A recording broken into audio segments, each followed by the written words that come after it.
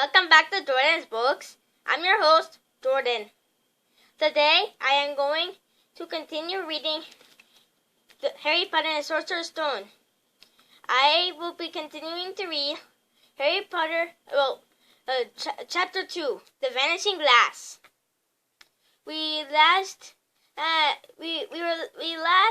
left off at where where the snake winked back at Harry through the glass.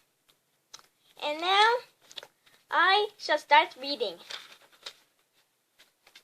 The snake jerked its head toward Uncle Vernon and Dudley, then raised its eyes to the ceiling. It gave Harry a look that said quite plainly, "I get that all the time. I get that all the time." I know, Harry murmured through the glass, though he wasn't sure the snake could hear him. It must be really annoying. The snake nodded vigorously. "Where'd you come from, anyway?" Harry asked. The snake jabbed its tail at a little sign next to the glass. Harry peered at it. Boa constrictor, Brazil. Was it nice there? The boa constrictor jabbed its tail at the sun again, and Harry read on. This specimen was bred in the zoo. Oh, I see. So you've never been to Brazil. As the snake shook its head, a deafening shout behind Harry made both of them jump. "Dursley! Mrs. Dursley! Come and look at the snake! You won't believe what it's doing!"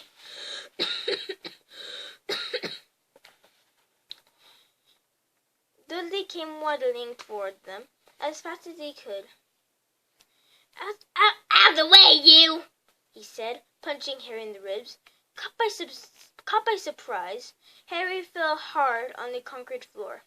What came next happened so fast that no one saw how it happened. 1 second, Piers and Dudley were leaning right up close to the glass. The next, they had leaped back with howls of horror. Harry stood up and gasped. The glass in front of the boa constrictor's tank had vanished. The great snake was uncoiling itself rapidly, slithering out onto the floor. People throughout the reptile house screamed and started running for the exits. As the snake slid swiftly past him, Harry could have sworn a low hissing voice said, "Brazil, here I come! Brazil, here I come. Thanks, amigo." The keeper of the reptile house was in shock. But the glass," he kept saying. "Where did the glass go?" The zoo director himself made Aunt Petunia a cup of strong, sweet tea, while he apologized over and over again. If you want to read it for yourself right now, take a look at the pages.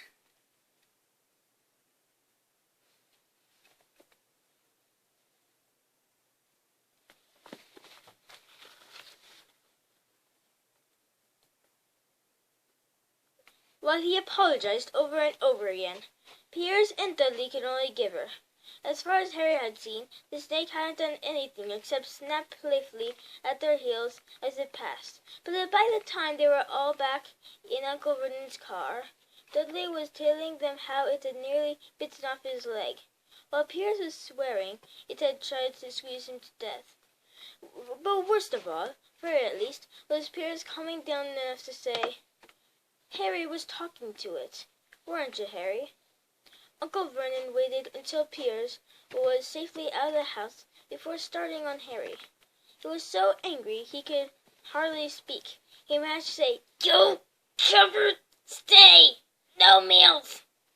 before he collapsed into a chair, and Aunt Petunia had to run and get him a large brandy, which is alcohol, by the way. It's bad to have. Shouldn't take it.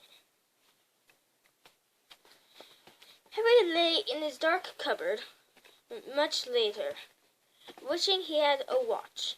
He didn't know what time it was, and he couldn't be sure that the Dursleys were asleep yet. until they were, he couldn't risk sneaking to the kitchen for some food.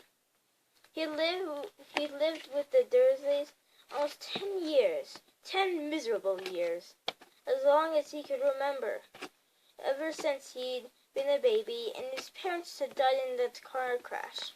He couldn't remember being in the car when his parents had died. Sometimes, when he strained his memory during long hours in his cupboard, he came up with a strange vision, a blinding flash of green light, and a burning pain in his forehead. This, he supposed, was the crash, though he couldn't imagine where all the green light came from. He couldn't remember his parents at all. His aunt and uncle never spoke about them, and of course he was forbidden to ask questions. There were no photographs of them in the house. When he had been younger, Harry had dreamed and dreamed of some unknown relation coming to take him away, but it had never happened. The Dursleys were his only family. Yet sometimes he thought, or maybe hoped, that the strangers in the street seemed to know him. Very strange strangers they were, too. A tiny man in a violet top hat had bowed to him once while shopping with Aunt Petunia and Dudley. Well, out shopping with Aunt Petunia and Dudley. After asking Harry furiously if he knew the man, and Aunt Petunia rushed them out of the shop without buying anything. A wild-looking woman, dressed all in green, had waved merrily at him once on a bus. A bald man in a very long purple coat had actually shaken his hand in the street the other day, and then walked away without a word. The weirdest thing about all these people was the way they seemed to vanish the second Harry tried to get a closer look.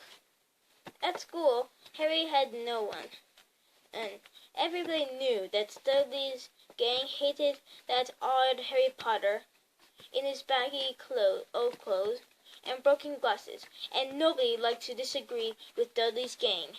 That is the end of the Vanishing Glass. Come back next time to hear me read The Letters from No One, Chapter 3 of Harry Potter and the Sorcerer's Stone. Goodbye. Cut.